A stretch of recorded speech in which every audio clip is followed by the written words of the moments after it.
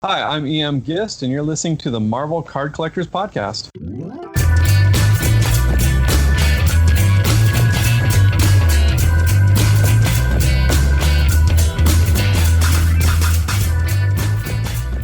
Hello, everybody.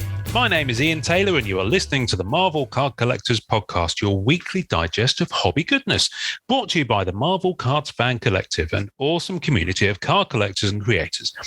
You can find our two groups on Facebook, details of which are at the end of this podcast, so come check us out. Alas, with me this week isn't my co-pilot in all things Marvel Cards, because he is AWOL this week. However, there are several people on this podcast this week. Two of them are here now. We have Dennis and Ben. Dennis and Ben, introduce yourselves, please. Who are you? What do you do?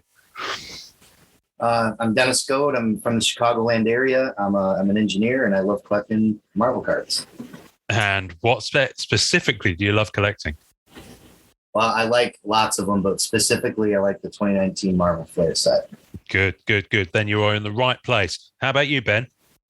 My name is Benjamin on Facebook in the group, Benjamin Craft. I'm just north of Chicago, about 3 hours. 2019 Flair is my number one set. That is pretty much all I collect at this point.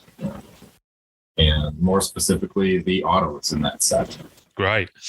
So this is going to be, and we've got someone else joining us very soon. Who's running a tiny bit late. This episode is going to be completely about Flair 2019. So, guys, you know I normally do an intro to introduce Norrin. Yes. Right. So I've written an intro, and I'm so pleased with it. I'm going to use it, even though he's not here. Are you ready? You're bracing yourself for this one. Right. So even though he's not here, with me normally would be my co-pilot in all things Marvel cards. He's the bastard love child of Ric Flair, the styling, profiling, limousine riding, jet flying, kiss stealing, wheeling and dealing son of a gun, and Dolly Parton. Nice. That was going to be this week's intro. And then I was going to play this. Are you ready? Are you sitting down? Yep. Showtime! Woo! Woo!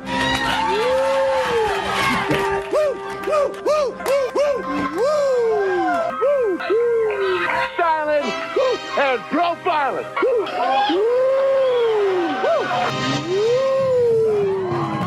I think that's enough of that. There's 2 minutes of that. It's a YouTube. It's a YouTube video. This is a perfect segue to Flair, because how many times have I got Ric Flair posters when I'm in eBay looking for 2019 Flair? Yeah. I can't tell you. Exactly. This is a YouTube video. I'll put it in the tasting notes, actually. It's every Ric Flair woo, and it goes on for 2 minutes, 19 seconds, but it's only part one, which makes me laugh enormously. So, guys, you're both really big Flair 2019 set collectors. So I thought with 3 years and change since Flair 2019 came out, because when did it drop physically? Around June, July? Am I remembering that right? It was 4th of July weekend, 2019. Okay. I love how you I wouldn't be able to answer that because I was not collecting when the set dropped. Oh, interesting. Okay. Yeah. So when did you, right, so this is the thing. When did you first either hear about the set or get into it and decide you were going to go for it? I was a little late to the party myself. I did not collect any of it when it first came out. I forget who it was. Someone posted in the group that there were boxes for pretty cheap on one of the websites that carries them. And so I thought, what the heck, I'll go snatch up a box and see what it's all about. Back then, my first box, I paid $65 for.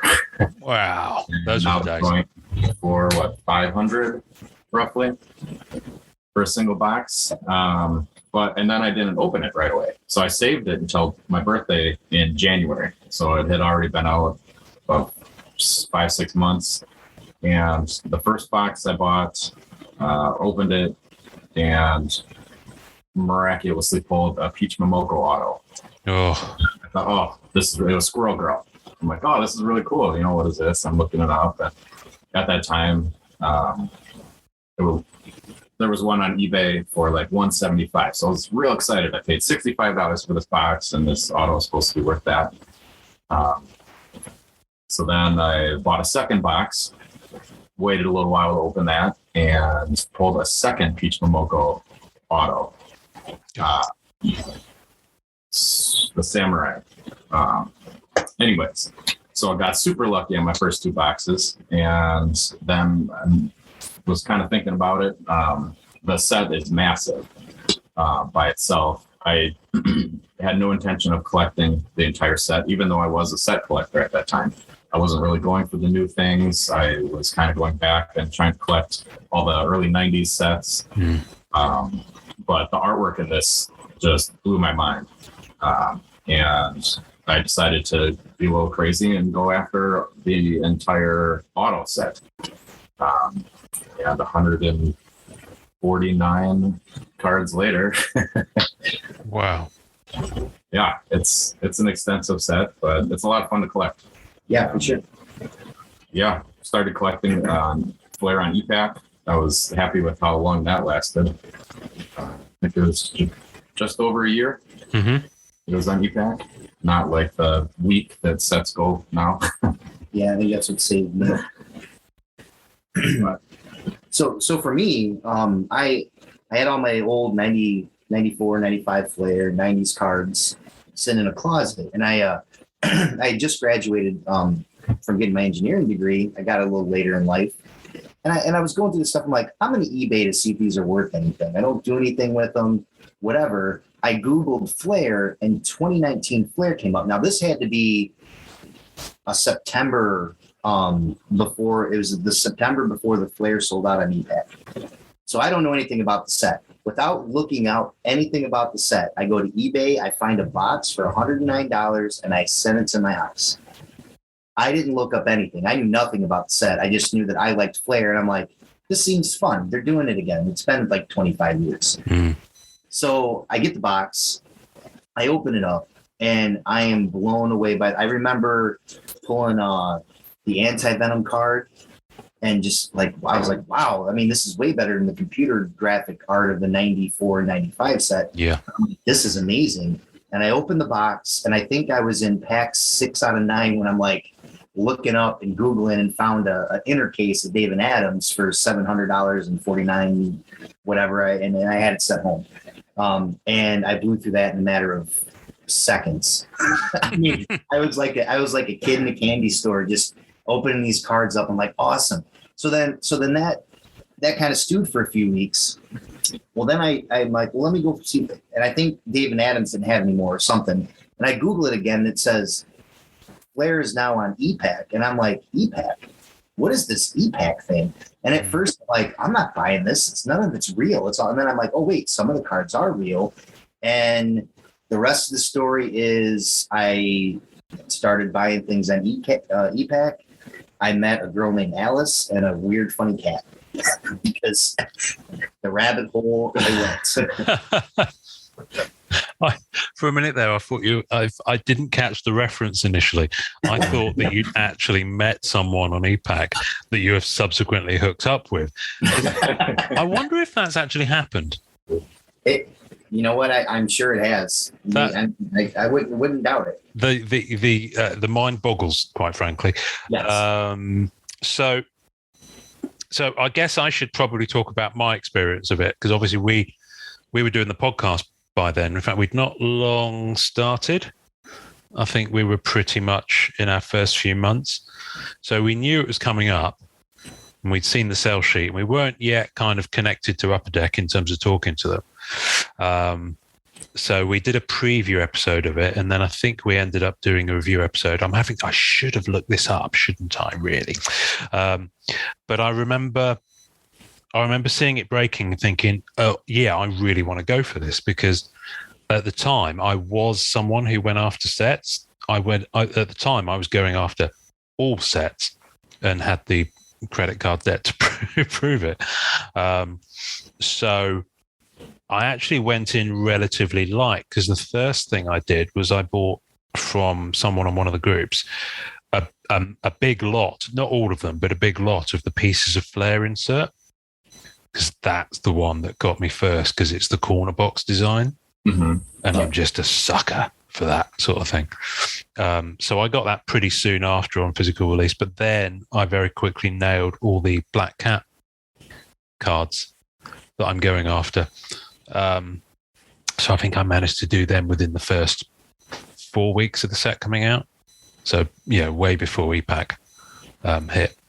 And yeah, so that's kind of where I went with it. And then, as we went through it, we obviously ended up speaking to Eric Gist, Gist, who did an awful lot of artwork for the set, including the image of Wolverine, who's on the physical wrappers. Because in my collection, I don't know how you guys do it, but in my collection, I always keep a 4-pocket page with wrappers in. Oh, nice. So I usually like to keep 2 or 3 of each in each pocket, so almost a box worth of wrappers. So I'm always opening them really carefully, just so that I don't rip any. But yeah, so that was for me. So when did you kind of decide? I'm going to ask this to Dennis because Ben, you haven't decided to go all in. You've chosen a very specific angle of the set. I do focus on the autos. So yes, but I have been slowly but surely trying to do the master set. Okay. Most of my stuff is still on EPAC. Right. Waiting. So yeah, you and everyone else, because it gets pretty expensive after a while, doesn't it? No. How about you, Dennis? Did you go master set crazy, or are you focusing on just certain angles? So at first, master set was, I didn't even fathom what a master set was because I was still pretty ignorant to the inner workings of the set when I got in the EPAC and I started collecting. And then I'm like, oh, what are these achievements? Well, let me chase this achievement. Okay, well, I got this one, and the completionist in me is like, I need all of the achievements. And then I bought a case on EPAC and I pulled a 4-panel sketch with Fing Fang Foom, Miles Morales, Spider-Man. The art on it was not penciled and inked really well and colored really well, but the content was pretty cool. And there was a person on EPAC who loved the sketches. And I think I had like the only 4-panel at the time. I think the set only had maybe 3. There was a Spider-Man Venom one and another one, but there's not a lot of them. And this person sent me a trade that if I was to get this trade now, I wouldn't accept it because I really, really heavily in my favor. And I ended up with probably 30 autos in that trade, like no lie. And he had been talking to me about the sketch for months, and he sent this to me. And when I got that, I said, well, I guess I'm collecting these now. and the completionist in me, and I don't know if we're going to get into like set collecting versus character collecting and why I choose to be a set collector, but there's a certain satisfaction of finishing these things, like I'm not a kid with a pen checking off the checklist on a card anymore. But at the same time, it's so satisfying to get all that stuff together. So it was kind of like an organic thing where I turned into, I'm going to collect the whole set. Yeah. And all of that happened before I joined any Facebook groups. I didn't join the Facebook groups till a year ago. I didn't even exist yet. So I was doing all this over EPAC and eBay and just brute force trying to trade. Like everybody knows how the EPAC system is. You can't talk to anybody on that thing. Like the message system and Upper Deck, if you're listening, you should really tweak that because we really would like to be able to talk to each other a little better. So I did all that through brute force. And then I've been in the group now for a year, and I went from probably 90 autos to a complete full auto set. Wow. And a lot of that has to do with guys like Ben and Marcus and other guys in the group who I've met. And things like that. There's one of the biggest card in my collection I got from Eugene Hugh. And he mentioned it in his podcast, and that's the Wolverine 30th anniversary. Yeah. That is the card that I was like, I don't know if I'm ever going to be able to get that. And Eugene really And he didn't know me from Adam. I just said to him, "Hey, this is what I'm doing." And I ended up with the card, and I really appreciate that. And that would never have happened if I wasn't in group, because I would be messaging Rare Collectibles, "Hey, can I have this?" And through the messaging system, I would never, be able to talk to him. And then I remember one day, he had posted something for sale. And he's like, "Rare." I'm like, "You're Rare Collectibles?" And his comment was, "Sorry, did I do anything to you?" I'm like, "No, man, you've got a card I want." So it's a lot of fun. The group's community has really helped me make this set come together. And aside from buybacks, I'm very close to a master set. Oh, that's interesting. That's interesting. I tell you that actually, we always segue, as you know. So if we have side quests on, stuff to talk about like set versus character, we will. But the one thing that I will mention, and this is probably preaching to the converted, is that without a network of like collectors and friends to help you out, it's pretty tough going. This is why I'm kind of digging the vibe where, and it's happening right now. In fact, literally just a moment ago, I clicked accept on a trade where someone saw my post in the group about Spider-Man Metal and has just sent me a Black Cat card, like a digital base card, and just said, "Saw your post and I had an extra Black Cat. Best of luck." I've got no idea who that person is, but it's kind of like, it's people helping each other out. And it just, I'm sure you can testament to that. And your situation with Eugene is a prime example of where people help each other out. And you just mutually, this sounds like a Kama Sutra line now, you mutually reach your goals. If you pardon my smuttiness. Did I tell you I was a smutty devil? So have you got, obviously Eugene aside, you guys, and obviously Marcus is hopefully going to parachute onto this podcast any moment. Did you find that you three gravitated towards each other in terms of helping each other out on the collecting journey? So I remember most of my trades early on, and Ben had actually sent me a trade for a specific goal that he had. And I remember trading with him. And then later on, Marcus and I had been dealing a lot because Marcus is very loud and vocal in group. So I kind of met up with him and we started trading. And then he said, "Hey, if you have this specific thing, I know the guy who wants him." I said, "Wait a second, it's his EPAC name, whatever." And Marcus like, "Yeah." I was like, "I've traded with him."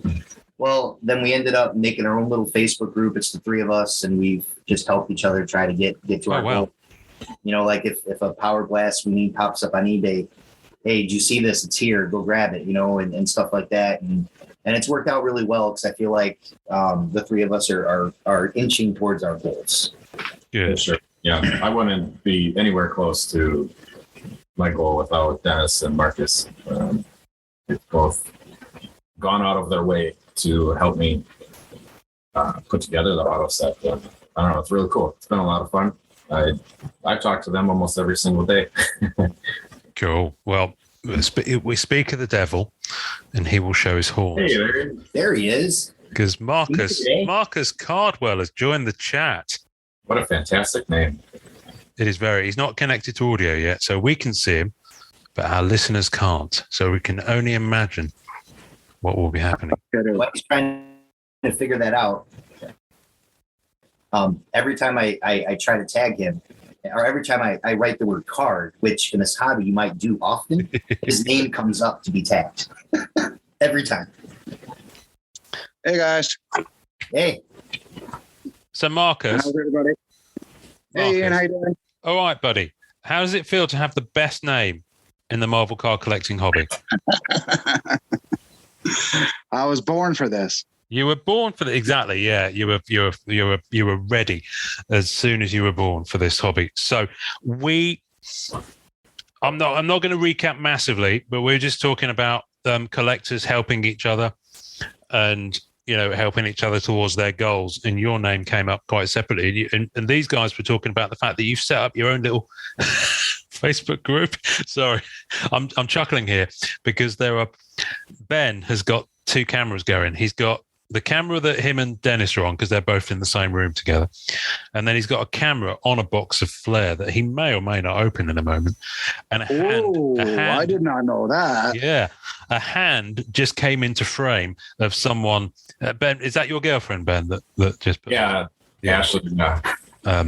What is on that plate? She's put a plate full of food on the camera. Well, I am super jealous right now. I wish I was closer to everybody.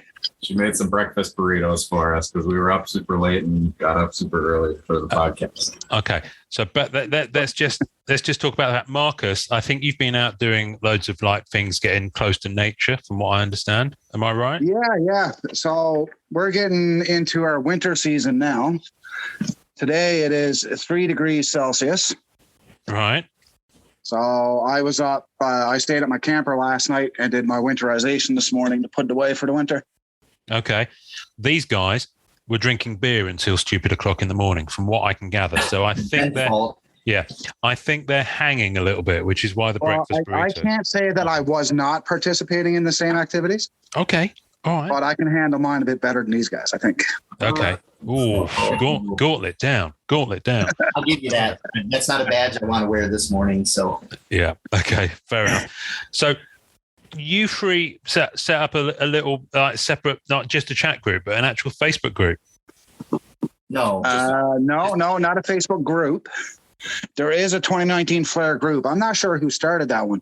I stumbled across it probably about a year and a half ago. Wow. But that's that group is pretty dead. Okay. All right.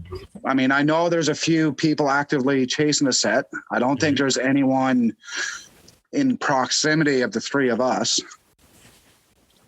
Because you are kind of you've all gone into it pretty nuttily. So Marcus, tell us, if you would, your kind of goals for the set. What are you going for? Are you going for a full master, or are you just going for a I'm going for a master, except for the buybacks.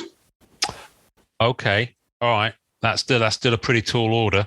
Even so as of right now, I think my count to complete is around 42 cards left.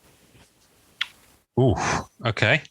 That's so I have the base and the Flairiums. I have the gold base.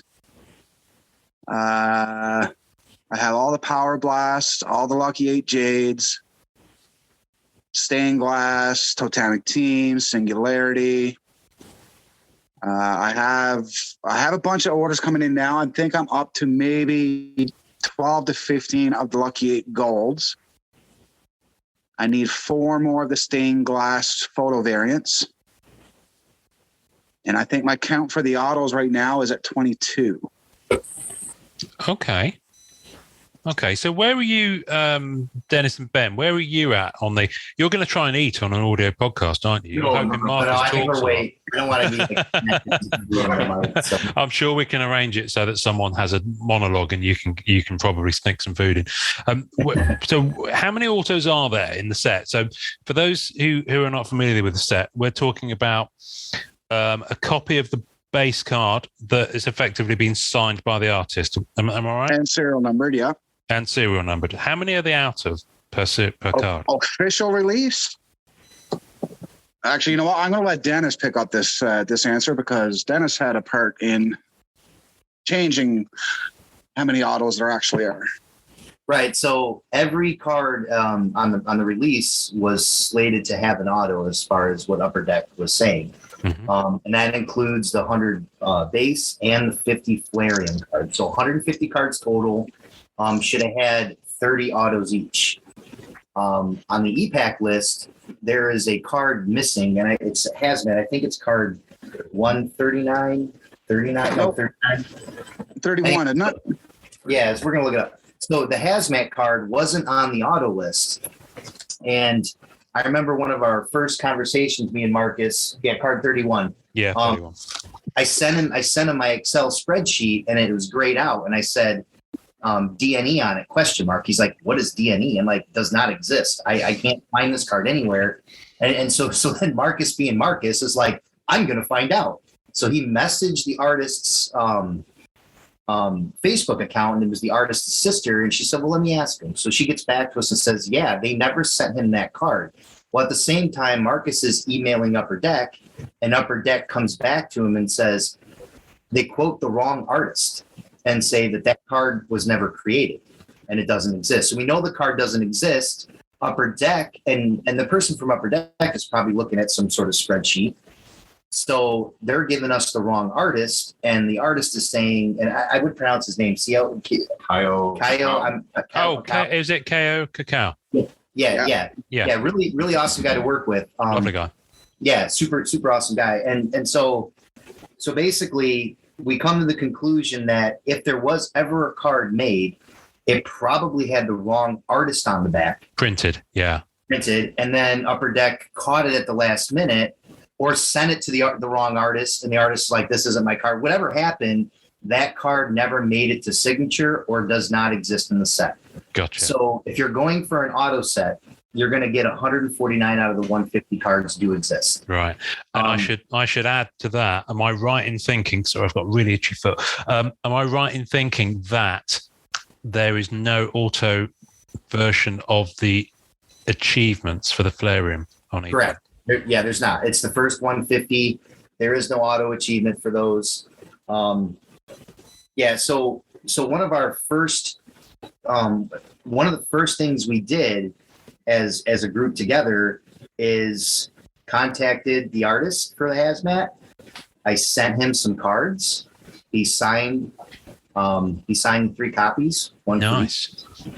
So we all have that card signed, which is not an easy feat since he's in Brazil. Yeah. But it like the completionist in me would never have been able to have that page blank. I wouldn't have been able to live with myself. So so the 3 of us, we made that happen. And he was real awesome to work with. He did everything for us and sent him back. I think the turnaround time took like 3 months. Yeah. And stuff like that. But no, yeah, we ended up getting that card. So, when I did complete the auto set, with the help of Marcus and Ben a lot. So I have that, and I have this extra card in there. So I really have a auto set +1, I guess. Would you ever do that with the EPAC achievements? Would I ever do that with the EPAC achievements? Yes and no. Yes, because I think it'd be really cool. And no, because getting another Magneto tier 6 achievement is going to cost me my firstborn child at this point. And I kind of like the guy. Probably Ben's too. Yeah. Wow, what's this? What are you showing us? Oh, so Marcus is holding up the tier 6 Magneto achievement. Now, remind me who the artist on that is. Is that Pelvic? That's Jim Pavlik. Ah, good. That's the one. I don't think I've got that one. I've got tiers 1, and I think I've got tiers 1 and 2 in hand. No, I've got tier 1 in hand. I've got a couple of cards from tier 2 in hand, and the rest are all on EPAC along with the achievements from tiers 1 to 5. Because when I got my tier 6, they were redeemed already. So I want to go back for a second to what we were talking about the wrong artist being on the back of the cards. So I noticed the other day I was doing up some sales posts for some extra autos I had, and one of my favorite cards in the set is the Goblin Knight, JP Target. But on the back, it's the you have received a trading card featuring the autograph of Philip Urich. Whoops. Ooh. Yeah. Okay. So I'm guessing this is quite. I haven't gone through the whole set, but I'm guessing that this has happened quite a bit. And here is the hazmat the guys are talking about. So not serial numbered, because it was never officially released with serial number, but we do have Chow's autograph. We will, by virtue of one of these fine gentlemen, have images of all these on the tasting notes for our listeners to have a butcher's at.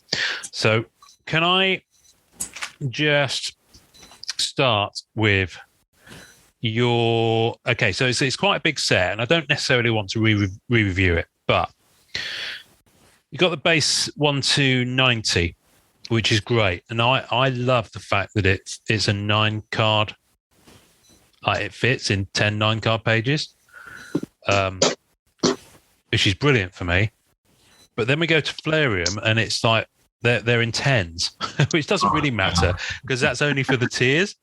But it's just something about the fact that it goes to 10 just winds me up. Anyway, I digress. What's your let's go base 1 to 90 then. I want to hear your cards that you find the most appealing, the art that you find most appealing in 1 to 90, and anything that you didn't initially like that has subsequently grown on you a heck of a lot. Who wants to go first? Yeah, Dennis, you go ahead.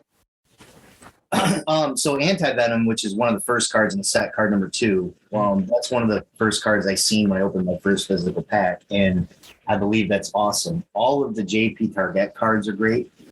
He did, I think, 9 or 10 in that base set. He did Black Cat, Blade, She-Hulk, Thor, the Ghost Rider. If you're listening to this podcast and you've never seen the Ghost Rider card of this set, you have to check it out. Another one that's really good is the Firestar. It's a card where the artist only uses orange and reds, but they do such a great job of it and make everything contrast so well. It's a beautiful card. I can honestly tell you, there's not a card in the set that I hate. That when I flip through it, I'm like, oh, I wish that wasn't in there. Everything's got its own flair, as you could say. And this set has a lot of artists that are coming up, and a lot of artists that are actually really established. Like Ray Lago's in this set, Dave DeVers is in this set. Each one of those have 2 cards in the base. Tom Fleming's Punisher is the funnest Punisher I've ever seen. It's like, I think I used to do a Flair Fridays in the group, and I've gotten busy. And I think what I said about the card was, it's like his football team won the Super Bowl, but he's still pissed. It's such a great card. And then there's a sleeper card of a character that doesn't even really come on anyone's radar. I'm just looking through the pages as Ben's flicking through them, and that's Cannonball. Cannonball's card is such a cool card in that set, and no one would even bother with them. It's card number 12. That's it. I mean, it's just fun. The colors are fun. It's not a character that I would ever really care about.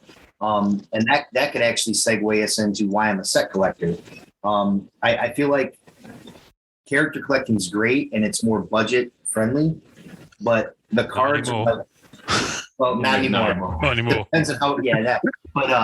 But to me, and this goes back to when I was a kid, and I've seen in group, like, I don't understand set collectors. You don't have to understand it, but it's a pure form of collecting these cards, because every card is a window into the Marvel universe that you might not look through. When I was a kid, 13, 14, collecting the set, I, to this day, remember the first time I opened up and I seen a Deadpool Power Blast from the 94 Flair. And I'm like, who is this guy? That's an awesome card. And I remember the first time, and my favorite card from that set, the Maximum Carnage card from the 1994 Flair card. That card, I couldn't afford comics as a kid. I couldn't store comics as a kid. That card and reading the back of it is what made me seek out that series of comics and buy them and read them. So that's the set collecting for me. Sorry, I think I'm talking more than anybody, so you're good. You carry on. I'm not sure I think Ben's faring worse than you. He might need more breakfast burrito or coffee going on there. I had to work like 14 hours yesterday. So actually on that, what's your kind of limit? I think, Ben, you mentioned earlier that Flair is pretty much your only kind of baby that you collect at the moment. Do you I mean, is that strict? Are you just not collecting any other sets, or is Flair just the one you're focusing on? That's pretty much just what I focus on. We are having a baby soon, so I don't have a ton of extra money.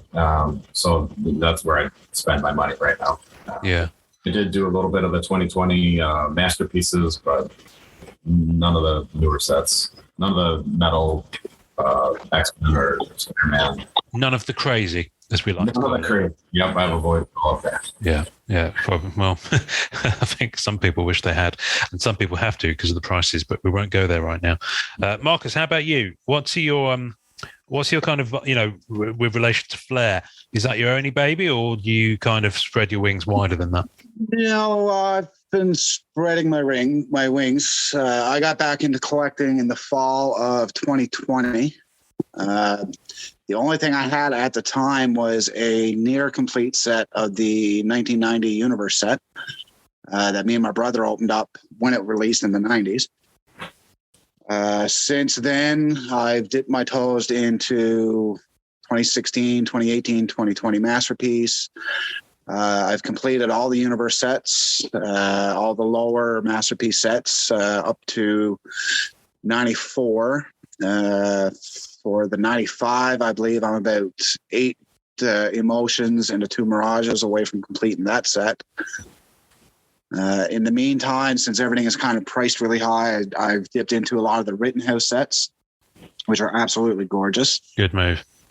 For the Flair, initially, so in the fall of 2020, I was dropping my daughter off university and I was driving back from Nova Scotia to Labrador.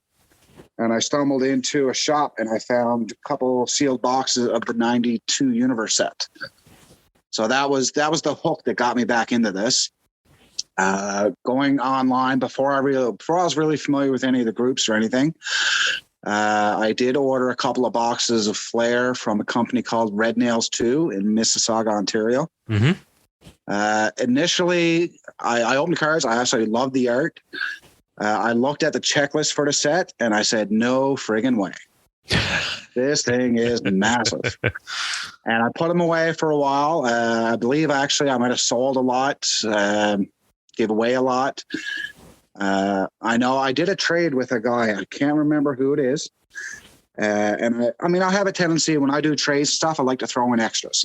Yeah. If it's someone that I've got good rapport with and I chat with quite often, I don't mind giving them, a decent card.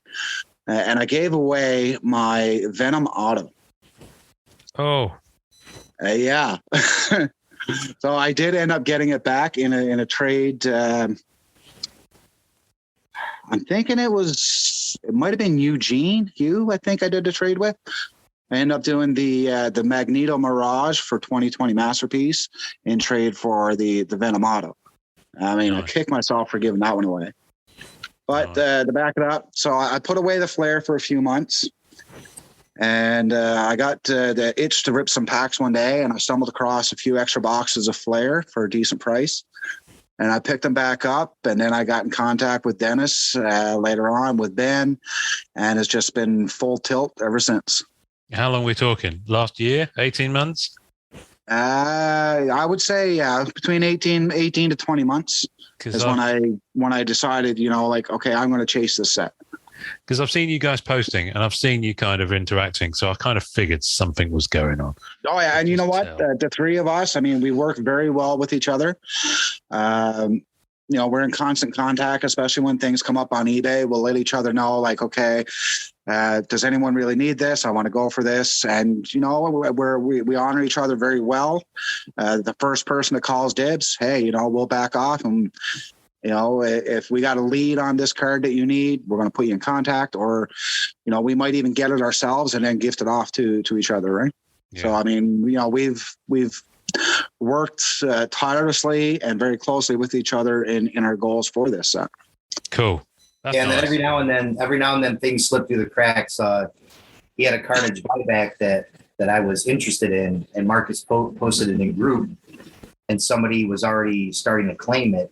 And I was like, Marcus, you forgot me. So then I had to claim it. I was like, hey, if you guys don't make a deal, I'll claim this card, per group rules and stuff. I did, so even though that we have others back, we still don't do backdoor stuff and things like that.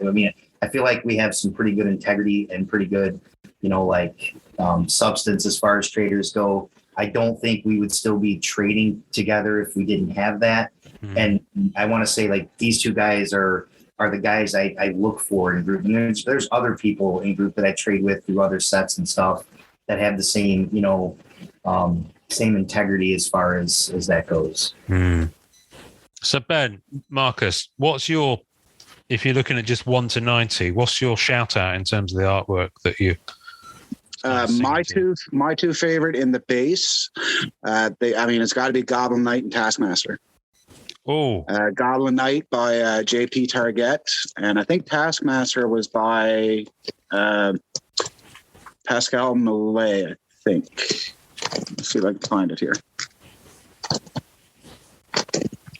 while you're finding that, I was going to save this for later on in the episode, but I'm going to mention it now. On the list of things that I think the set gets wrong, not listing the artists on base cards 1 to 90. They do in the autos. They do in the auto. Well, yeah, you'd expect to, I guess. It's like, whose autograph is that? But yeah, on the base cards 1 to 90, I just think that's, I don't know. Personally, it just feels a little bit disrespectful to the artist. But I agree, especially in an all original art set. Yeah. How about you, Ben? Yeah, I don't know. That's tough. I know it's like asking you to choose your favorite child. Yeah, I don't know. That Venom by Tom Fleming is one of my favorite Venoms in any set. Really, I don't know how gnarly and everything he looks. It's really, really coll. It's incredibly gnarly, actually. As Venoms go, and Venom normally is pretty gnarly. Let's face it. He pulls it off. Oh, that Taskmaster is absolutely superb. Yeah, Pascal Millet is the one that did the Taskmaster. Really good. I guess I'd better give you mine, and it changes every time I look through them. I'm going to go with Ego. I've no idea who the artist is on it off the top of my head, but Ego, simply because that was probably one of the first times I remember seeing an image of Ego, because I'm not massively familiar with the comics that that character would have been in. And I'm going to have to go with Wonder Man, simply because around the time the set came out, we had our first interview with anyone, quite frankly, and it was Dave DeVries, and he was telling us about it. And so it's kind of got a personal resonance because he was so lovely to talk to. The artist of the Eagle card that you like is Bob Eglinton. Nice. Okay. So obviously, when we go into the Flairium, the design changes subtly, but significantly, and there appear to be a different kind of set of artists in there. High points on the Flairiums from you guys. I mean, this is a difficult one because I'm just looking at Flairium Tier 1, for example, and the Wolverine. Oh, yeah. Yeah, so I think the most iconic card in the set is in the Flairiums, and that's the Moon Knight. Yes. That is an iconic card. I think all the artists in the Flairium, and someone can look this up later on and tell me I'm wrong. I believe this is their first art contribution to Marvel cards. I mean, I don't think Peach Momoko did anything before this. I don't think, I know Gist didn't from the podcast. It seems like he really, this was his first one. So, and all of them have their own unique style and did such a great job. There's not a card in the Flairium set where I look at and I'm like, we could have done without this. The Spider-Gwen Peach Momoko has really lately escalated to a crazy point that everybody's looking for. And it's such a beautiful card. Mm-hmm. Hold it in hand, and the quality of Flair was really good. There's really not a lot of quality issues with it. So when you have that card in hand and you hold it, right now Ben just gave me the Moon Knight and I'm holding it in my hand. They're just it's such a great thing to look at in person. Yeah. Scans don't do anything justice ever. It is. So when you get them in hand, you look at them, they're great. So long answer to the question. I think the Moon Knight is my favorite card in the Flairium set.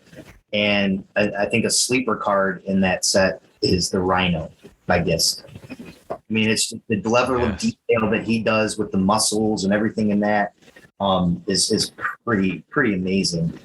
And then who's the Saturday morning cartoon artist?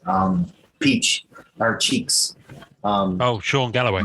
Yeah, Sean Galloway. His cards are so fun and cool. I mean, they're just like he's got Black Widow and Captain America, and they're just really fun looking cards. The whole and you can easily collect tiers 1 through 4 on the Flairiums. I mean, they're affordable and most people can get them, and you're going to get.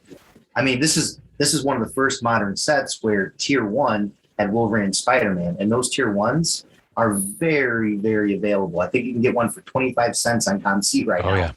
And people are like, well, they should have been in tier 6, and I'll argue the fact, no, everybody deserves a Spider-Man and Wolverine once in a while. I mean, it's a lot of fun. The Flaring cards are a lot of fun. And one thing, and then I'll stop talking, and that's what was cool about opening the set, is you were guaranteed 4 base, 1 Flarium, and 1 chase insert every pack you open.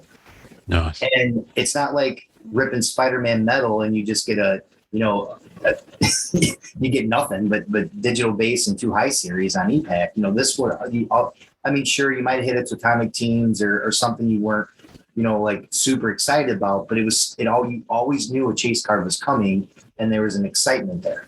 Yeah, absolutely. So in terms of the chase set, let's go on to that.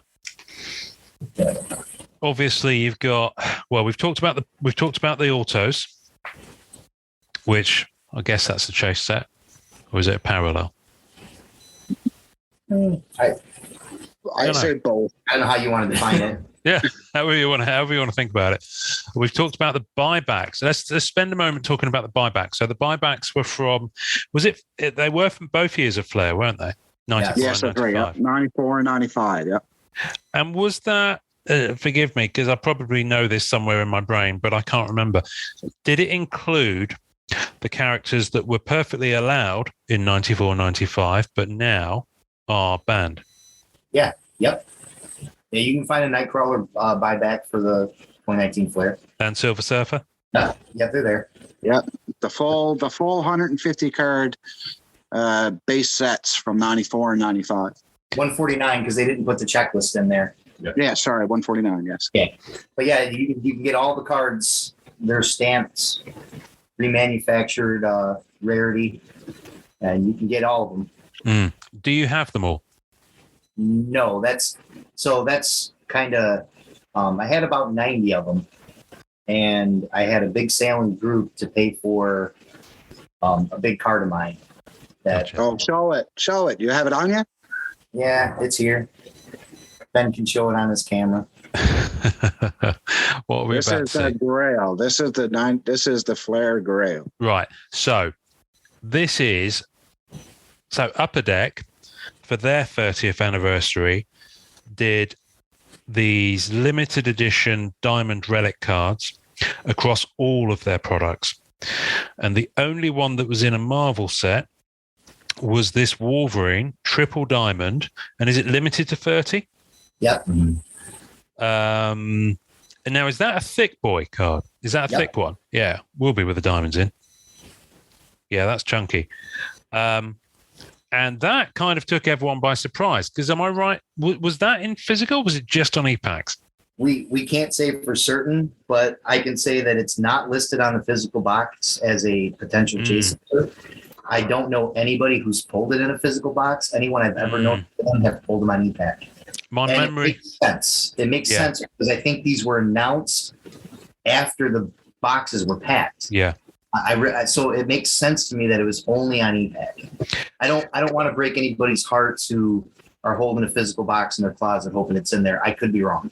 No, I actually think you're right, because I remember when e-pack broke on the group and someone got one and they were like, WTF is this? It's like, because they didn't expect it and they hadn't seen the press release that Upper Deck put out. Because Upper Deck didn't really, if I remember correctly, and correct me if I'm wrong, I don't remember seeing them shouting about this much. No. They only mentioned in the video once. Yeah, I tried Googling it, and you really got to do some digging to even find where they announced it. Yeah, and then if you dig and you dig and you dig, you find out that not only did they do all these diamonds over the sets out of 30, they made one special one of every one of those, a 1-of-1. So there is a 1-of-1 of this card that actually sold on eBay for an amount that would have been obtainable to me had I known it existed. Wow. And you can. So what they did was they had a sweepstakes, and then they picked out, I think, 25 people, and then when your number came up, you got to pick the diamond card that you wanted. And they did this at a card show in Canada. So every one of those Diamond Anniversary cards has a 1 of 1. I don't know what the 1 of 1 looks like. I couldn't find the eBay sale that they told me happened. But yeah, there is a 1 of 1 of that card that does exist somewhere. See, even though obviously only one of you, let's say one of you three could have that card, only one of you would have it. Okay.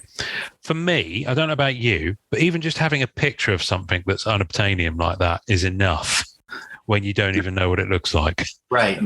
Would that do you just for now, just to know what it looks like? Yeah, I think so, because the 1 of 1 is not on the official checklist anywhere. So it's kind of like, it says Flair on it, but is it really an official part of the set? So that's my how can I say it? That's my out. that's my out for my completion. Fair enough. That's your get out clause. I remember seeing them, and there were, when EPAX was dropping, I think they were going in group for maybe 300-400. The very few that came up, and I think now it's significantly more than that. Now that people have you're not getting a Diamond Relic now. If one showed up on the market, I don't say you would get it for anything less than $3,000. Yeah. And that to me is a low estimate. I think with the market now, it'd probably be double that. One of them did sell on auction, a golden auction, for $5,500. I'm not going to speculate price, because I feel like I don't want to price anybody out who's looking for them. But it has significantly increased since I got it, and it wasn't a cheap card when I got it, but I got it at a very fair price. Yeah. And Eugene really worked with me, because life circumstances, whatever. So he held that card for me, which is really awesome that someone did that. I mean, he doesn't know me for Adam, but he knows that I'm trying this thing, and he has an appreciation for that. And he really went out of his way for me on that. And I'll never forget that. Yeah. And that's one of the instances where I'm like, that's how I will model my collecting act. Like if I'm really, I just really try to help people out, Marcus needed a Moon Knight achievement for the Bronze Age copper for this. And I had a second job delivering Uber food. And in between deliveries, I'm trading on EPAC, because I had most of it already and working on it. And like about an hour and a half into it, I'm calling Marcus. Hey, Marcus, I sent you a trade for the achievement. He's like, what? And honestly, like, I got more satisfaction out of that than getting it in my own collection. That's just, I don't know. Like when it's Christmas time, I like to give good gifts to my family. That's just how I am. I enjoy it. But it's something we were talking about before Marcus hopped on, is the kind of helping each other mentality that I think is so important to the hobby, especially, with the crazy of the last year. Yeah. No, in saying that too, like each of us have, we still have goals, even though we're completing these sets, like trying to put together a master serial number set. So like for the autos and stuff, we're trying to focus on getting them all the same serial number. So at one point, the three of us sat down. We went through our sets. Okay, I want to go for this serial number. Dennis is going for this one. Ben's going for this one. So we go through and we did a trade amongst ourselves. Just okay. I got a stack here with this serial number. And we pass them around. Just trying to keep the hunt going for the Flair, right? Nice. Well, it kind of makes it interesting. It gives it an interesting angle as well. So, which is, it's what it's all about, isn't it? You got to be excited about it. What's the insert then that you think gets it absolutely bang on? Not talking about buybacks and autos. And what would you say misses the mark? And is there any insert that maybe is just a little bit misunderstood? Oh, now I like that you just said that. The insert that's misunderstood. So there is one insert set that gets a lot of slack. Probably from me as well. Yeah, I can guarantee you, because I think me and you might have chatted about this before. The totemic teams. Like, people look at them and they pass. Nobody chases them. A lot of people don't realize, like on the back of the cards. Let me see if I can find one here now. Now, while you're reaching for that, are they actually wooden? No, they are not wooden. Okay. They do have a real cool texture, though. So I mean, they almost appear that way. Well, they're miscut. So a lot of people look at them and the shape, and the shape of the cards.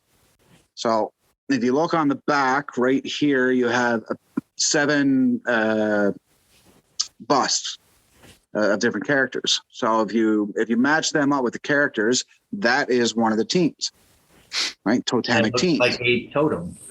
Yeah. So when you line up all the indentations in the cards, when you match them up, and that's vertical, it actually makes a totem of the 7 characters, with your captain being on top in a horizontal position, and then the 6 team members, they fit in seamlessly to create a totemic team. See, you make it sound so good when you say it. I just can't go there in my head. The thing is, I've got to give hats off, and we've been hopefully not too, we've tried to be constructive with it. I've got to give hats off to Upper Deck for trying something new. It's definitely, they definitely took a real risk with that one. Yeah. So, from that point of view. But am I right in thinking one of them's got a character called Big Bertha on it? Yes. Yeah. I know it's not Upper Deck's fault that Big Bertha is a character that exists, but still. I think that's something that Upper Deck really took a chance on with this set too. Yeah. Is there are quite a few unknown characters in the set. But I think that's always been Flair's angle. If you remember back from the 90s, they took a bit of a chance in terms of the characters. It was a lot of your kind of, it was less about your A team and more about the reserve cast. Yeah. To comment on your question as well, you asked about something that they missed on. So for me personally, and I think both Ben and Dennis share the same thought, the EPAC Gold base set. Mm-hmm. I'm so glad you brought this up. They did a great job with it. I love the border, but being a gold achievement set, it definitely should have been foiled. Yeah. It looks almost like a mustardy weirdness in hand. A foil would have made that look nicer. But it's just printed, isn't it? It's not even got any texture to it. Yeah, no, it's no texture. It's just the print. Yeah. Yeah. I actually think I actually had that, and I got rid of it because I was so disgusted with it. And I chased it down on EPAC as well.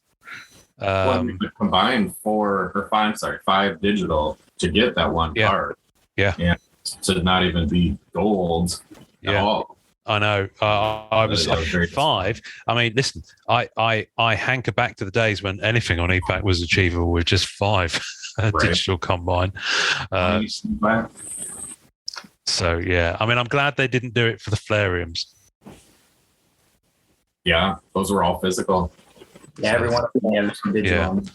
Because even if they tried to do the gold for that, it wouldn't have worked with the change of design with Flairium to do a border around the whole card. No. I agree. If the border was muddy, as it was, but yet you still had foil on the card with the word Flairium and the character title and that kind of foil line you have across on the Flairium, it would just, I don't know, it would just kind of lessen the Flairium somehow. So I'm glad they didn't, because actually the Flairium remain kind of special. Ben, where are you on the inserts, my friend? I really enjoyed, like you said, it seemed like Upper Deck was trying something. I feel like they tried a lot of different things for this set. I don't know how they flowed together for the set as a whole. It seems a little choppy in how, there's the Jades and then there's the Power Blasts and the Totemic teams. And so they don't flow as nicely into each other as a whole, but those Jades and the Golds are beautiful. Personally, I like those more than PMGs. This is the Lucky Eights you're talking about. Don't do that. It's over now. I'm never getting my set. So these are the lucky eights, yeah?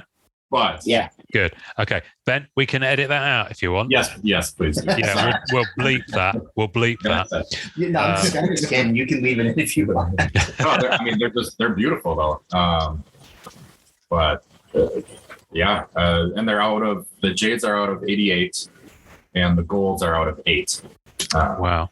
Marcus is holding some up. I'm going to be chasing you all down in the next 48 hours for some nice in-hand photos of these, just so that we got a couple for the tasting notes. So just brace yourself. Dennis is the man there because he's been mastering the ability to photograph these with what's the word I'm thinking of, with justified results. Yeah, but he won't share the source. He won't share the secret source. We don't know how he does it. I will be sharing the source, but I have, as the engineer in me, I have some criteria that needs to be met. A, it needs to be affordable. B, it needs to be quick. And C, it needs to be obtainable for everybody. That's what it says on my dating profile. Nice. And once I have that, I will make a video in group. I've shared it with a couple people in group who want to test it out with me, but there's no sense me. I mean, I've already made some posts about it, and people are like, "Hey, use this scanner." Okay, that thing's $600. Not what I'm trying to do. I'm trying to be less than $50. Everybody can get it on Amazon. You can set it up in a small area. One of the members says he has a 1-room New York apartment that he needs, and I'm like, this will work for that. So I have all these benchmarks. Once I get those, I will send it. But yeah, like if you look in group right now, you'll see some pictures of a certain card that I just hit on ePack that I brought home and took pictures of. There are some Lucky 8 jades that I snapped photos of. So those are the photos that we will be placing on the tasting notes, folks. I'll give you some other ones too, because I haven't really done base cards yet. And I'll take 2 of each one of our favorites and put them up there for you. Great. But yeah, if you look, you'll see kind of the results. And I think that's a whole nother topic on the bad scans and the photographs and I'm going to be honest with you. If I opened up Flair on ePack instead of Flair in hand, I wouldn't be where I'm at. Because those cards look so bad on. I mean, Upper Deck really could do a better job of that. In my opinion, like the card looks nothing like a scan when you get it. Having a blank here, but the Through the Ages cards, they have such great, beautiful foiling in hand, and they look like a tarnished penny on the ePack scans. You know, I mean, it's something that could really benefit from that. Well, that actually prompts me to say, first of all, thank you, because you hooked me up with an enormous number of the bronze, I think it was. Oh yeah, that's right. Of those, and I managed to complete that set. I won't go any deeper with that because there's only so much kind of budget and gas that I have in terms of trading on there. But thank you for that, because it was a part of the set that I wanted to get into. For me personally, I remember Flair had come out, and then we had, and I think it was about 3 or 4 months later, and Marvel 80th came out. And Marvel 80th, which was the ePack exclusive, I chased pretty hard.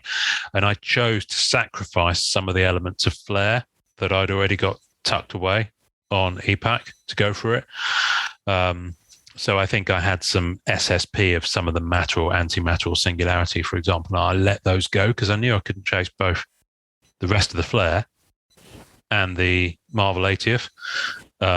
If I had a time machine, however... I'd probably still not have been able to finish it, but I did manage to get from Marvel 80th, which is the one element of the set that I eventually did keep because I've subsequently parted with it all now, is the 6 achievement cards, the MARVEL that you got from Marvel 80th.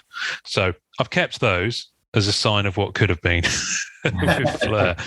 But those Through the Ages, it's interesting. Because obviously the kind of the SP and the SSP is in terms of when they go back through Silver Age and then Golden Age. Am I right? So the Golden Age of the SSP, if you like. Right. Yeah. So did you go through all of them? All the way back to Golden Age? Yeah, Yeah. I have. Yep. Yeah, I think each of us have the full Through the Ages official release and the pack achievements as well. Okay, cool. I'm just going to keep asking you if you got all these, and you're going to say yes to everyone, pretty much. I have a single matter and antimatter in hand. The rest are on e-pack. And I'm a sucker for a card with that amount of foiling on it. I love them. Now, here's a question to you. Is that original art on these? No, I believe that one right there. That is an SSP AM. He's holding up the Green Goblin antimatter for those who can't see. Oh, okay. Ian is holding that up. Yeah, my camera's rubbish. And I do not believe that. I think that when you get to the chase cards, I know for a fact the Venom Power Blast is taken off a comic cover. So I think when you get to those, they are not or could be. I've never really reverse image looked all of them. Foiling's beautiful, isn't it? Now it is. Backstory of that card. Everybody was gung ho chasing the Flairium Tier 6, and that card is the same pack rate pull as a Flairium Tier 6. Really? The caveat is there's 20 of those characters and only 10 of the Tier 6 Flairium. So the Dark Phoenix achievement tied to that was the hardest achievement I had when I chased, and I only ever seen 15 of them on e-pack at one time. So if you count transfers and locked cards, I doubt that there's more than 25 of those Dark Phoenix cards floating around. Wow. That's the one card I need to complete my antimatter chase. Yeah. It was a sleeper card that nobody really realized. And I had to give up quite a bit to get the Carnage, which is the last one I needed for the achievement. Those of you who don't know the Carnage card, all you have to do is look at the Spider-Man Metal, Platinum Metal. They use the same. But yeah, man, it was that's something I think a lot of people and then we get into a conversation you guys have had in the podcast before about serial numbered cards versus non-serial numbered cards, and you wouldn't even know the rarity of this card if you didn't collect the set and understand. Yeah. But that card you're holding is twice as rare as a Flairium Tier 6. That's extraordinary. I mean, I'm actually holding the Odin now, the Matter card. Yeah. But yeah, they're the only two I have in hand. What I love about them is the foiling aside, because it's kind of got an L-shaped foil kind of bar down the side and along the bottom, is that when you look at the card, there's kind of a spot gloss on the character that separates it from the background, which gives it the texture when you tilt it. I mean, I know you'll know this, but I'm just kind of describing it for those listening at home or in their cars or wherever they may be, because we're not alone. I dig them. I think I've got the regular kind of matter antimatter tucked away because I kept those on e-pack. So I've got the regular set, and I think I might have the SP on some of them as well because I went for the achievements. And the same is true of the Singularity. But I don't actually have a Singularity in hand. So someone hold up and talk to me about Singularity cards. How are they? What are they like? And I know someone's got one there. And Marcus probably be faster at this. Marcus will be faster. Yeah, somewhere. They're a really cool card. So they look really busy, but when you take a proper picture or look at them, it's an outline of, like, say for Captain America. It's a shadow outline of Captain America, and then inside there is some foiling and some pictures and stuff, and they really look cool in hand. Like I'll try to get you a good picture for. Oh wow! Okay, this is the first time I've ever seen someone kind of properly hold them up. Yeah, naked in the light. Another product of bad scans. That's astonishing. That really is good. They're underrated, awesome chase set. So what he's talking about is you have the profile, the outline of, let's say, like a full body, half body picture, and then inside that outline, you can see Thanos' face. Mm. And some of them have close ups like that. Other ones, it might be an action scene or something going on in the card. If you flip the card over, like Ben said, Marcus, the outline picture's on the back of the card. Yeah. You still kind of know. So now you know what the outline looked like. Oh, wow. Okay. That's nice. That is nice. Very well thought out chase set. That is nice. And the execution. It's super affordable. Like, I may or may not know someone who has 2 or 3 of those on e-pack for sale. But anyway, you can find those on eBay and stuff for relatively cheap, in my opinion, $250, and you get 30 cards or 29 cards of really cool like foiling, and the Captain America card, if I remember right, has all the Avengers in it.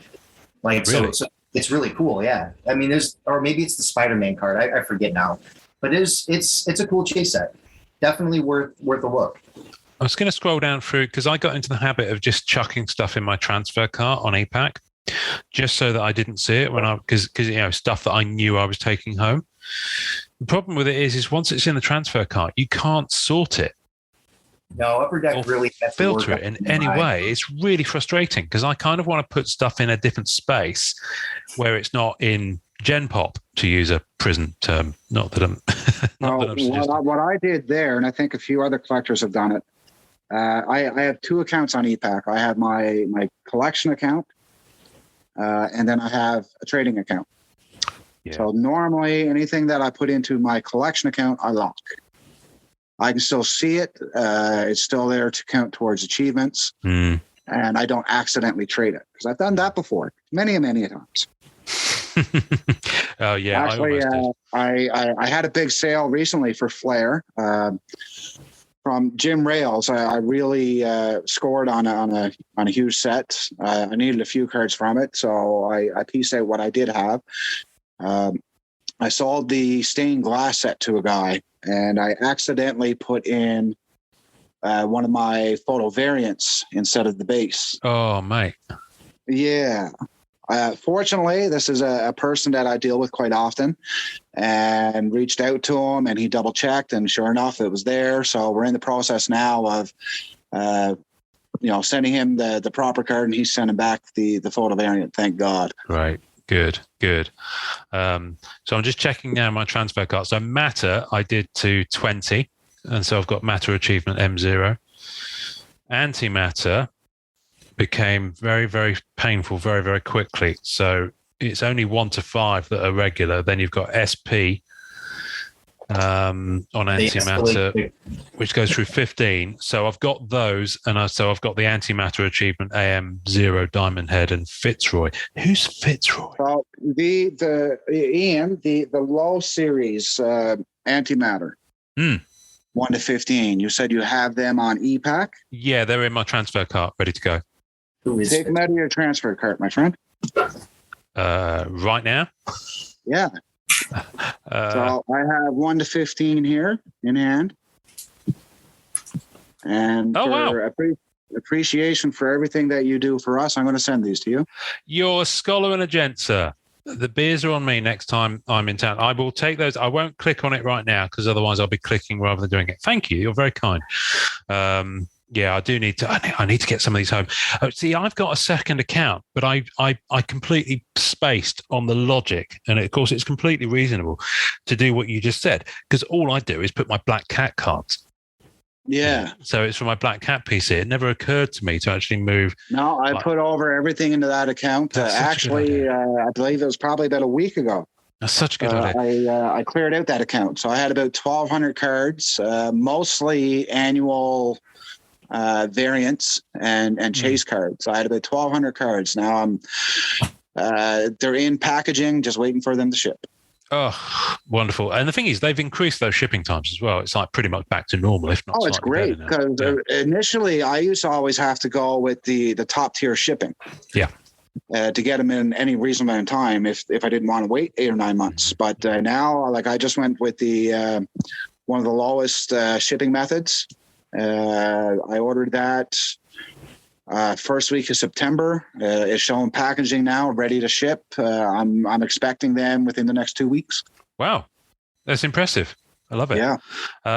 So I've just noticed on my transfer cart. Sorry, this isn't going to become an episode about Ian's transfer cart, but it has become an episode about Ian's transfer cart. So I've got the Singularity in there, and it's worth noting that we talked about earlier on about the fact that the in the set, the popular characters aren't necessarily in the very top tier. They're affordable and they're accessible. It's the same with Singularity. Card 1 Singularity is the Spider-Man. Card 3 is Wolverine.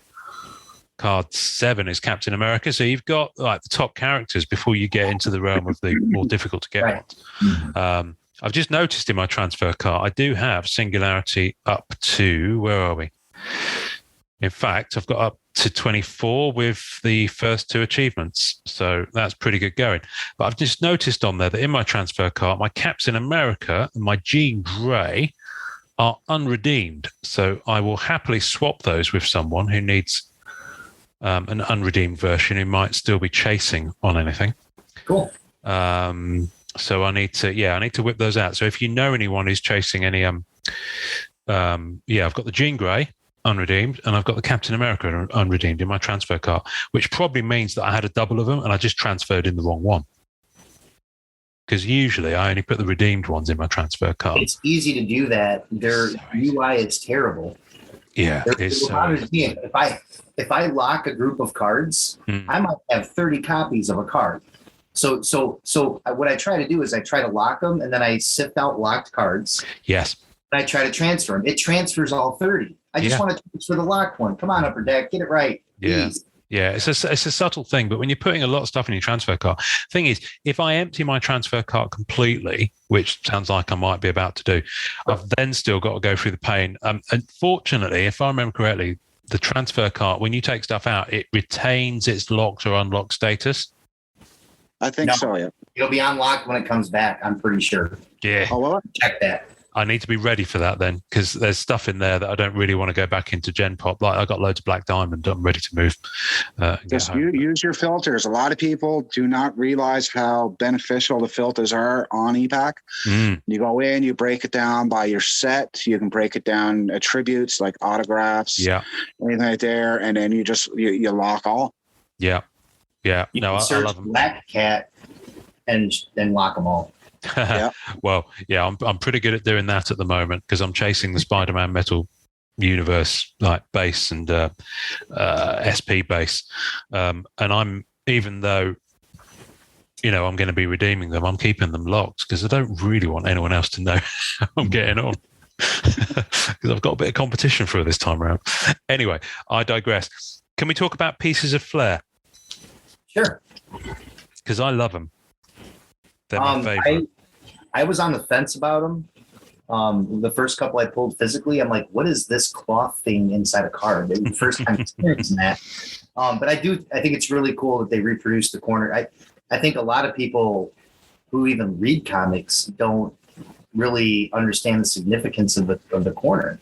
It's highlighted in the set. Maybe they could have done a little bit better border with the red plaidness going on. Yeah. But it's still a fun set to see. Yeah, the red plaid border, I'm not crazy about. If you just focus on the stitching, it's pretty cool. It is, and what I love about the stitching is that they've got the definition really tight on it. Yes, because there's some pretty detailed artwork on them, and it comes across, and it's really well done. I didn't realize for the longest time that the card I'm holding, actually, I've also managed to find a second copy to go in my Black Cat collection because she's on the back. Oh, nice. So this is the whole thing about character and set. So the sets I've chosen to remain, going after or having a go is the Flair 94, 95, and 2019, along with the Masterpieces ones and the Universe. Don't forget 2015. 2015. Well, that's within retro. That's correct. Yeah. It's a subset. It's an homage to the 94 and 95 sets. That's right. So I've got the Black Cat card from that parallel because there's a Black Cat in that Flair retro release. So I've got that, but I'm happy without the rest of them. I think I'm okay. I think I can manage. I was very fortunate. I didn't even know the set existed, and I was watching. I think Tim Rails had a claim sale. Mm-hmm. And in that, he had 2 of the Holoblasts. Okay. And I ended up getting them off of him. Back at the time, it was a great deal. And so I went full tilt. I knew that as soon as I posted these cards, which seems to happen to a lot of collectors, when we post something we're chasing, it seems like all of a sudden, things are doubling and tripling in price. So before I open my mouth to anybody, I hit up COMC. I tracked down all the base, all the Power Blasts. I think I did a few trades for some Power Blasts. And the Spider-Man Venom Hollow Blast. There hadn't been one on the market in years. And somebody did a redemption with Upper Deck for a damaged card, probably a PMG, probably. And they ended up sending him this card out of their vault. I mean, first card he had, he knew he had something good. And I worked with him for about 3 or 4 days before I finally wore him down to a price we agreed on. And from start to finish, I think within a week and a half, I had that Flair retro set done. Wow. Okay. That's impressive. Pieces of Flair. What I love about them is that series of them where they do the corner boxes of Hulk. The issues running from 295 up to 300, and they're not actually consecutive in terms of the numbering on the Pieces of Flair set. This is from the comics, basically. The conceit was that over each corner box, he would gradually change into the Hulk.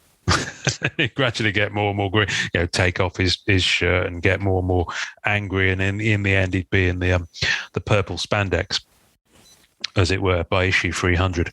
And interestingly, you can see the price go up from 60 cents to $1 for issue 300. So I love that kind of trivia, but it's brilliant. But the Pieces of Flair, I still haven't finished myself because it was really tough to get those SSP ones.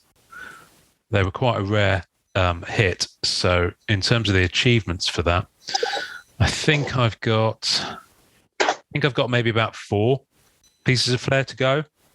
1 SSP and 3, 1 SP and 3 SSP, and then of course the achievements.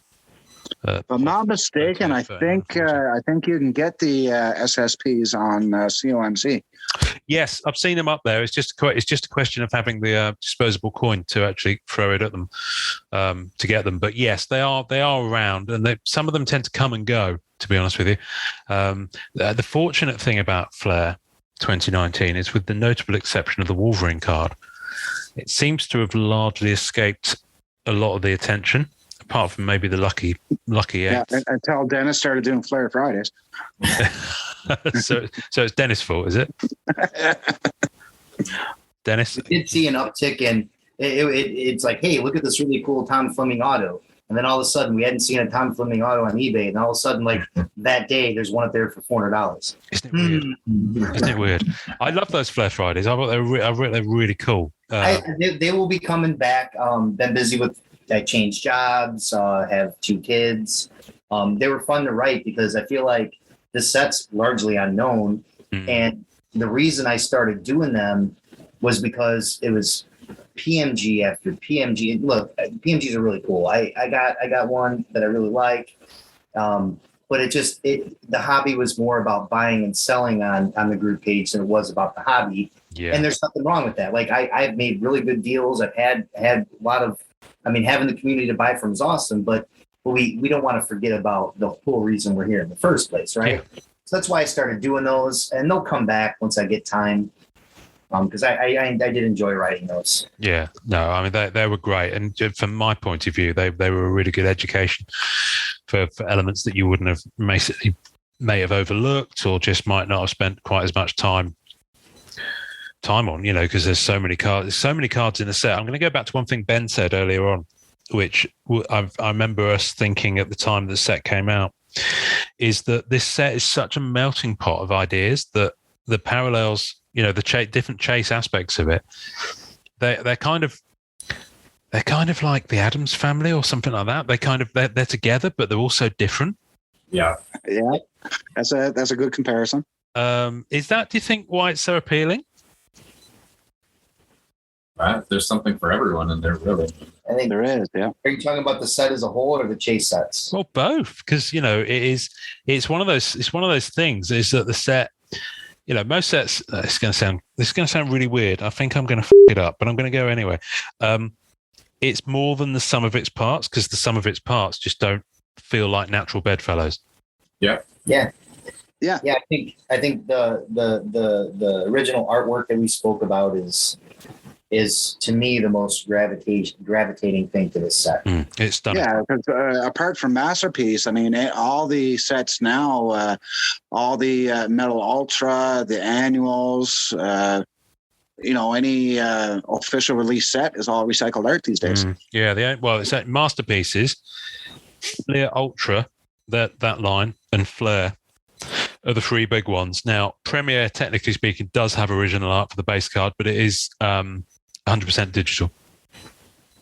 Right. Which is not to say it's not as good as the physical created artwork that Masterpieces and some of the other sets have, but it's not regarded as, it's not thought of as an original art set because of the sketches. Yeah. It's kind of a sketch set, and they just bolt on a 50 card space set to it, which is interesting. If you were going to go back, actually, I'm going to save this question because we haven't talked about the kind of the elephant in the room, the Power Blasts. So talk to me about the cheeky thing about the Power Blasts, because I remember when I realized this, and I'm sure you had the realization moment as well, in that there's not just one set of Power Blasts, there's two. Yep. Ben has been pretty quiet, so we'll let Ben grab this one. Yeah, let Ben talk about this one. So for those that don't know, there are two sets. One physical set. All those cards are different from the Power Blasts on EPAC. So do we know how many total there are? 49 and 49. 40, yeah. And then the EPAC has an achievement. The Voyager, which was tough. I had to give away a lot to finish that. But they're beautiful in hand. You see them in hand. And I enjoyed them when I was first opening boxes, but I guess I didn't really stop to enjoy them the way I do now. They're beautiful. The foiling on them is awesome. But they're tough. There are a couple that I had just never seen at all. I couldn't find pictures or anything until just recently. There's the Voyager. That's not the one you need to show, Marcus. Yeah, you know that. Go grab the non-SP one that we've only seen two in the last three sell. Yeah. It's Hobby Box Power Blasts are the Hobby Box Power Blast are the really scarce ones. Wow. And he's showing the Venom one, which is a really cool looking card. We've only seen three of them come on the market in the last 3 years. Which makes me think that maybe it is an SP or everybody's just keeping them in their personal collection. I don't know. I have found with a couple in the base set, they don't seem to be printed evenly, like each card. I know card number 17, 47, and 77 of the base set only come in one box out of an inner case, and they'll always be in the same box. Wow. So I have a couple base sets where I have those whole, but so I don't know if they do that with the Power Blasts too. Even though they're not serial numbered, I feel like they're not printed equally. There we go. So I don't know. If I ever talk to an Upper Deck that knows the answer to that, I'd be curious to know if they'd be willing to share that. But. Well, let's hopefully we'll get to ask them. I only got the one Power Blast in hand, and it was Black Cat, and it just didn't. As soon as I got it in hand, I think I probably had maybe 15 or 20 of them on EPAC, and I immediately traded them out because I was so disgusted with the artwork used for Black Cat. It just didn't work for me that I completely dismissed Power Blast entirely, which is probably a little bit unfair of me to do so. But in retrospect, I'm kind of glad I did, because it was shortly afterwards that I realized there were two lots of them. Mm-hmm. And like you, I'd have been wanting to go after the physical set along with the EPAC set. Have you actually completed them all then? All three of you? I have, yeah. Oh, I'm sorry. No, not the Power Blasts. No. Marcus, I think, is the only one that has all of them. I'm probably 8 or 9 hobby ones away from finishing it. Okay. That's cool. Marcus has completed it though. If you could go back in time and do something differently with the approach to this set, what would you have done? Well, I don't want to keep beating up the Atomic Teams, but I would have swapped it out for either a hollow blast parallel or chromium. I mean, when I go back and look at the chromium cards from the 95 set, I mean, they're 30 years old and they still shine and they're awesome. Oh, they're lovely. Yeah.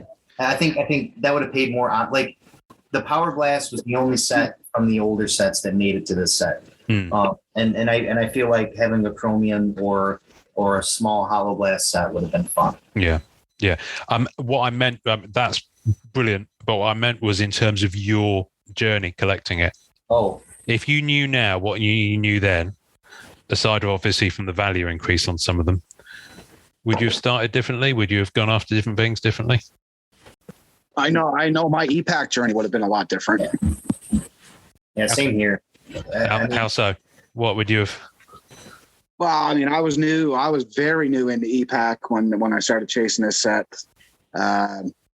I mean, I didn't know the value of cards. I didn't know the rarity of cards. I did some really, we'll call them noob trades where I gave up some really good stuff for other stuff that I wanted, not knowing the balance. Like, I probably would have had my Dark Phoenix achievement had I known, right? Yeah. How about you, Ben? I don't know. I personally really enjoy the autos, and that's what I went after. And now with these guys' help, I can slowly build the rest of the set. I don't think I would really change much. Yeah, you sound like a very contented man. You kind of sound happy with your lot. Is this the calm before the storm? Because as we record, I don't mind me saying this, you're 2 weeks away from your first child being born. My second, actually. Your second. Oh, in that case, you know what you're about to. You know what's about to happen. Right? Oh no, he doesn't, because he only had one. 2 is when it gets fun. I was just starting to get used to getting sleep again, so that'll be a little rough. Yeah, forget about that. I'm excited. Good. Well, you do sound like such a wonderfully calm and collected individual, so I'm sure you'll sail through it. How about you, Dennis? For the chase sets for me, I feel like we should have like badges on EPAC of the sets we've tried to collect on there. And I have earned my Flair war badge for sure. And that was me learning EPAC at the same time. So I definitely was taken advantage of. I definitely set some trades that people were probably like, what are you doing? You're trying to rip me off. And I've got some bad ratings from that, which I've since recouped from. We've all had that. Yeah. But I mean, the learning curve of EPAC is real. And unfortunately, you're playing with real money and real cards while you're doing that. So I was able to finish every achievement on EPAC, every one of them. And that was no small feat. And I learned a lot. So I guess it would have been nice to maybe do an annual or something before I started the EPAC chase, just to kind of understand what trading was like and like that. And I wish I would have found the community back when I did that, because I was not part of any Facebook groups or anything while I was trying to get that set done. Yeah. Well, you found us now, so stick around. So Flair, Upper Deck did tell us, I can't remember when it was, I think it was Travis on our preview of the year, back at the start of the year in January. Travis, the beard, as we call him, did confirm that there was a Flair 2 in the works. Nice. I'm hoping I remember that correctly, and I'm not saying something that was told me off the record. So if I get in trouble for that, I apologize, Upper Deck. I'll edit it out and we won't say anything. To be honest with you, I won't have time to go back and check if it was said officially on a podcast. So we'll leave that in. So let's assume, for the purposes of legality, if nothing else, that Flair 2 is happening. What would you like to see in Flair 2 that was in Flair 1? And what would you like to see in Flair 2 that wasn't in Flair 1? I say Flair 1. I'm thinking of modern Flair. Of course, there have been 2 Flair sets in the 90s, but you know what I mean. Flair 2019 to Flair, let's say 2023. Original art, of course. They killed it with the artists that they had for 2019. I don't know who I would take out or include in there. the next set. I'm excited to see who they pick. Very much so. As I think Dennis mentioned earlier, I would love to see them reintroduce the Hollow and the Hollow Blast and the Chromiums. Yeah, that would be pretty cool. I'd be very happy if they brought back the pieces of Flair. Less so if they brought back totemic teams, but I know that we're all different, so let's not dwell on that. How about you, Dennis? What I would like them to do again is the format. Like I said before, the one insert per pack, one Flair per pack. I think that really looks good. It's a really cool thing. And what I would like to see them do different, well, I guess some of the chase cards. The totemic teams, I know we keep beating that one up. That is my least favorite, but it's a nice card in hand. But I feel like they need a more like a Chromium or a Hollow Blast set. I really do. I really think that pays homage to the stuff before. And what I would like to see them do again, even though I hate it and it's killing me to try to get it, is make a set like the Hobby Blast Power Blast that's exclusive only in the hobby boxes. I feel like that still makes it enticing to open those boxes and to have those. Yeah. I like that they did that, because I think we're gravitating toward an e-pack, driven, hobby, but it's still not lost on me. And I think most people that opening a box in person is really fun. Enormously fun. I would put in there, I wouldn't mind a checklist. Every modern set, right? Yeah. 1,200 cards on the checklist. Listen, I've had this conversation off record with Upper Deck, and they know my feelings on it, and they have promised me that they are giving it due consideration. So we'll see. But the modern sets now, with all the parallels and variants and colors, you need a 9-card page just for a checklist. Well, that's the thing. But that is interesting that you mentioned that. The one thing I don't want them to do with Flair 20, Flair, I'm going to call it Flair 2, the next Flair set. I don't want them to start doing numbered parallels as a big part of the set in the way that they have done with. I'm happy with the auto set just because it really highlights the importance of the artists. But come on, like the Ultra Metal set. What do you got? 9 different variants? Yeah, 10 if you include the 101. All right, that's crazy. There's 10 versions of each, basically. The regular base. And I don't think that belongs in Flair. No, in fact, hang on. You've actually got 2 more since E-Pack dropped. You've got 12. Because you got the neon blue and the neon green, which is 100 combined on E-Pack. So yeah, that's listen. We've talked about that in our meta review.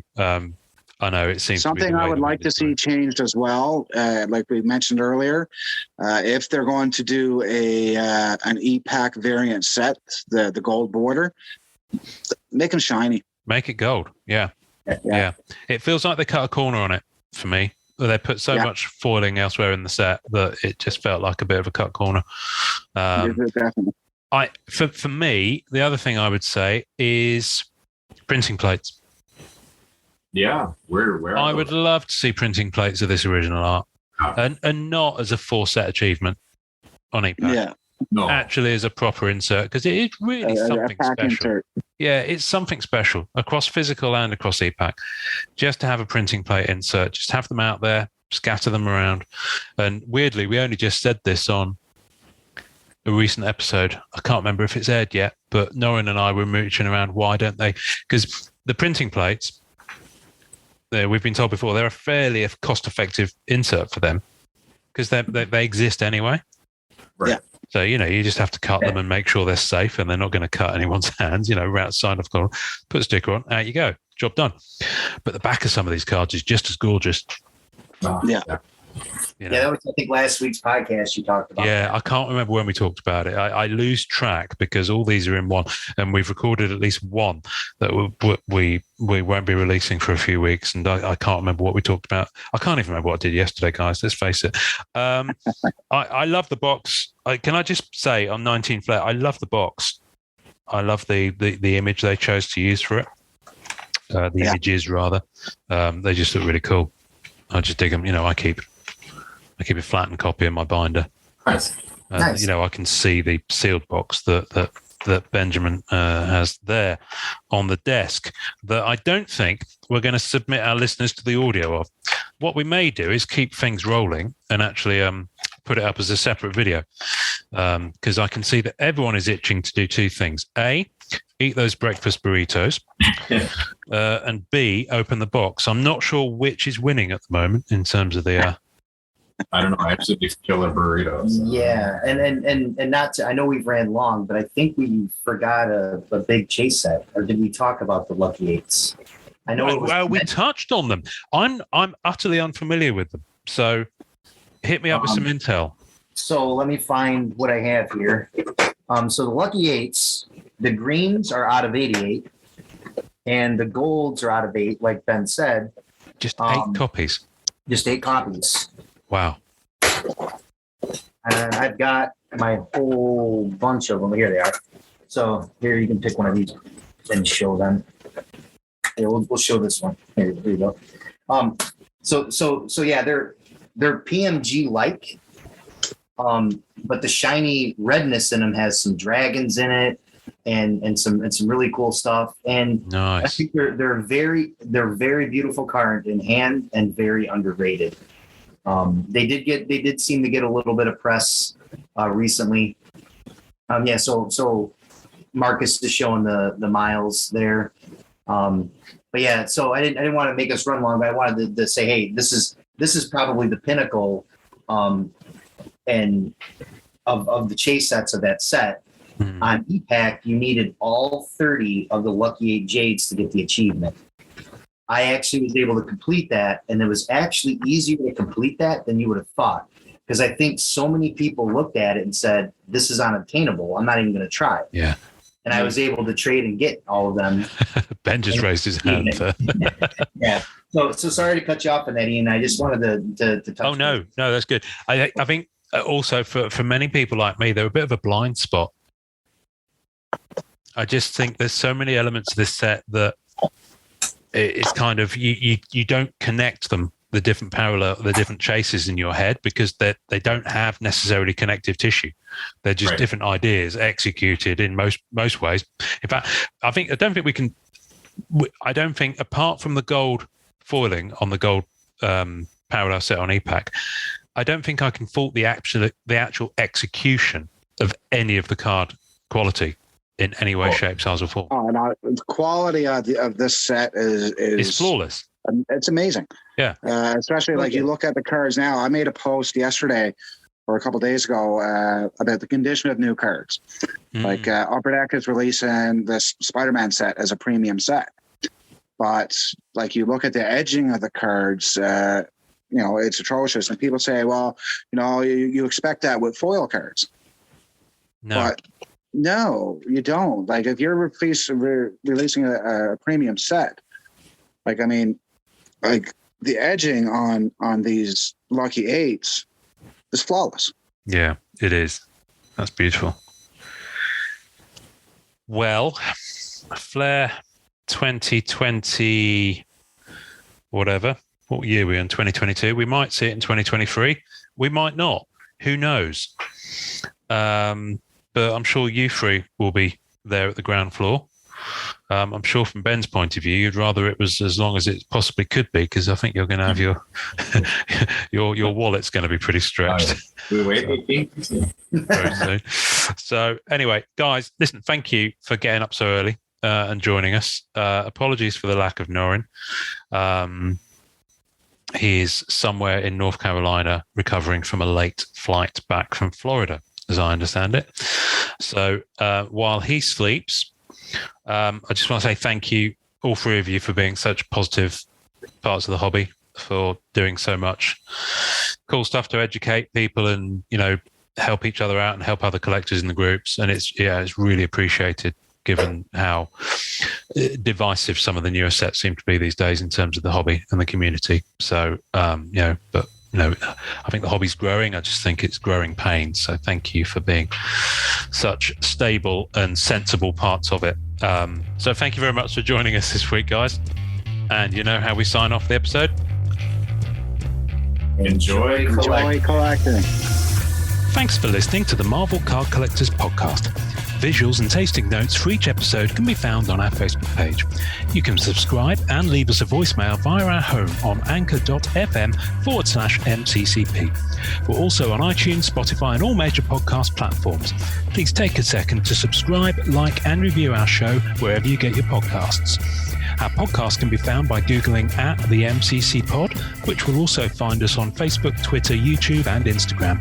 Our Facebook community is at MCCW, Marvel Card Collectors Worldwide, and MMC, Marvel Masterpieces Collectors. The great music we use is called Rocket Power by Kevin MacLeod. Thanks to the collectors, artists, and creators who support the Marvel Cards Fan Collective. We'll see you next time, and remember, it's a small hobby but a fun one.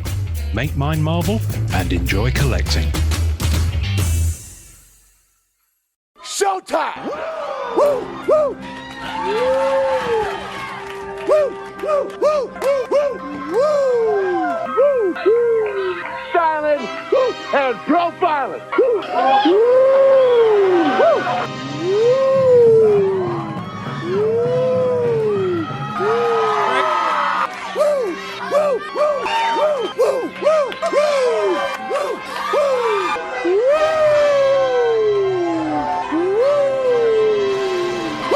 It's live and in color. Woo! Woo! Woo!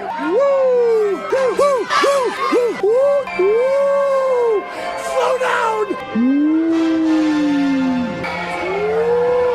Woo! Woo! Woo! Woo! Woo! Woo! I'm styling and profiling. Woo! Woo! Woo! Upside down. Woo! Woo! Woo! Woo!